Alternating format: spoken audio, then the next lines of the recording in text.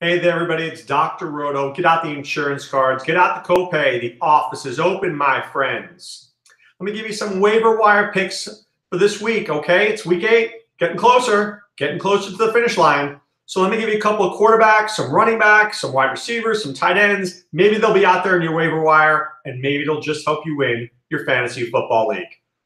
Dak Prescott, not playing this week.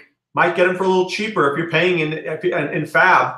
But now with Amari Cooper, Dak looks more confident. He might be a good little pickup for you. C.J. Beathard, he was atrocious last week. But how many weeks does he get to go up against Aaron Donald, who's going to sack him 4 times? Not too often. I think, once again, Beathard has had very good numbers. He's a mobile quarterback. If you're desperate, because we're getting into the bye week situation here, we've already had them. But remember, 10, 11, 12, a lot of weeks with a lot of good teams on byes then. You might need C.J. Beathard, so take a look. At running back, I want to talk about the Raiders-Cowboys trade, and we'll look at the ripple effects between running back and receiver. So first for the Raiders, Amari Cooper gets traded to the Cowboys for a first-round pick. Great deal for the Raiders. Marshawn Lynch is placed in the IR. So who are the Raiders running backs? First of all, you got 3 guys. Doug Martin, muscle hamster, I don't think he's that good anymore. Jalen Richard, who I like very much in PPR formats. And keep your eye on DeAndre Washington.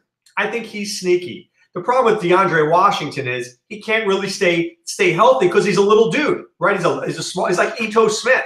So you can't give him that many carries. At receiver now with no Cooper, you have Martavis Bryant and you have Seth Roberts. Bryant's a very talented guy, but he's a knucklehead. You know, next week he could end up in jail and suspended for the rest of the season. Seth Roberts is just not a sexy name. I mean, he'll produce, but do you really want any Raiders at this point? I don't think so. For the Cowboys, Cooper's value goes up, but I also think the value of Michael Gallup goes up a little bit because now the top cornerback has to cover Amari Cooper, which gives Gallup a better matchup. I think Cole Beasley drops down just a little bit, and Allen Hurns is just completely droppable at this point. All right, so that's the fallout of that trade. In terms of other running backs I want to talk about, I do want to talk about Raheem Mostert for the 49ers. I love him this week against the Arizona Cardinals. And Matt Breida cannot stay healthy. This guy cannot stay healthy. So I think Mostert is a terrific pickup this week, and I highly encourage him.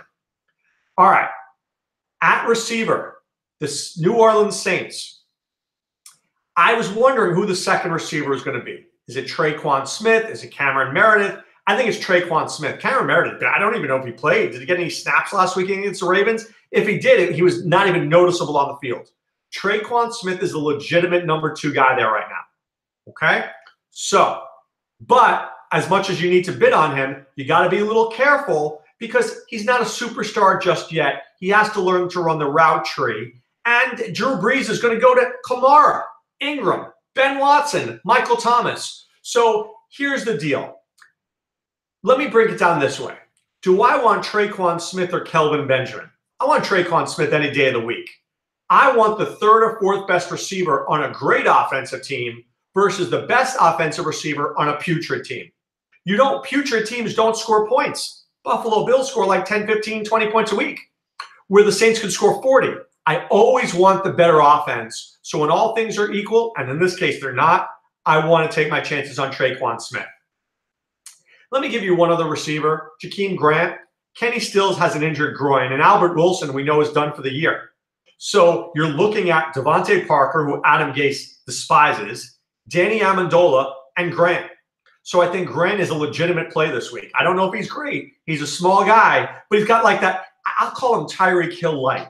He's fast, he's small, he's shifty. You know, is he Tyreek Hill? Nobody's Tyreek Hill, but this guy's pretty good. At tight end, I'm going to give you a couple of guys. First of all, Michael Roberts from Toledo plays for the Lions. Now, the Lions have been needing a tight end because Eric Ebron was never good when he was a Lion. But let me say this to you. Roberts was a guy that a lot of people at the draft were like, oh, I think this guy could be good, but he was injured. Well, he's finally back and he's finally healthy and he looked good last week. But here's some caution.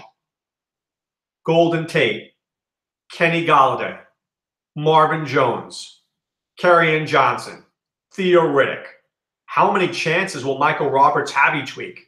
2, 3? So while I like him, let's not go crazy. How about Chris Herndon?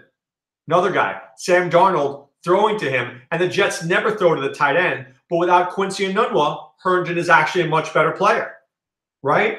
But in both cases, when Enunwa comes back, do I think Herndon's going to be a big part of the offense? I don't. So remember, when you're picking up guys, there's the short term and the long term. Short term, I want to pay 20, 30, 40 bucks. Long term, I'll pay $200, $300, $400. Last week, I spent $500 on Marquise Goodwin because I thought he was the best player out there.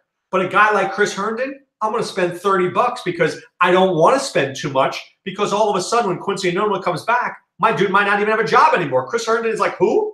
Right? Chris Herndon, who? I'm not even going to see him play. So be very careful. That's how you win the fantasy football leagues. I have a really good article on Scout Fantasy Sports.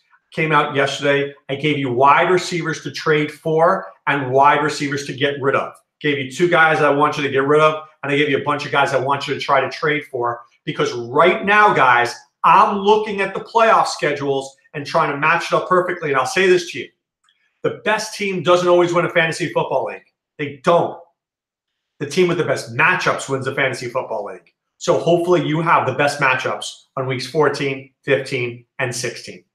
Speaking of Scout Fantasy Sports, it is not too late to join. It is not too late to win your league.